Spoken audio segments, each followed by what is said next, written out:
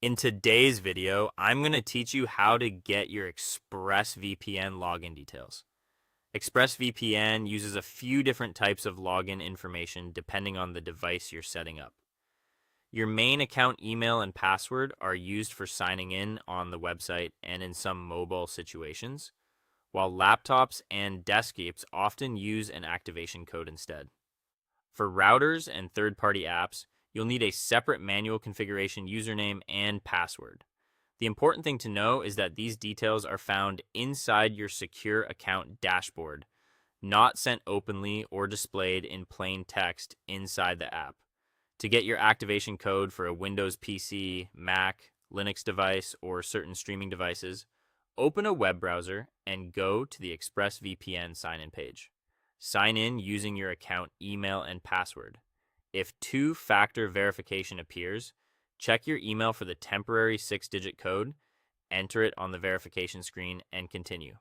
Once your dashboard opens, look for the section called Set Up Your Devices. In that area, you'll find your activation code. Use the copy icon to copy it to your clipboard so you can paste it directly into the ExpressVPN app on your computer. If you want to sign in on a phone or tablet, start by installing the official ExpressVPN app from your device's app store. Open the app and tap Sign In. Instead of typing everything manually, return to your ExpressVPN dashboard on your computer. Click Set Up Other Devices, then choose Phone or Tablet. A QR code will appear on your screen. Scan that code using your mobile device as prompted by the app, and the sign-in process will complete automatically. This is usually the fastest and easiest option for mobile setup. For routers, NAS systems, or third-party VPN clients, go back to the ExpressVPN website and sign in to your dashboard again if needed. Open Set Up Other Devices, then choose Manual Configuration. In that section, you'll see a dedicated username and password created specifically for manual setups.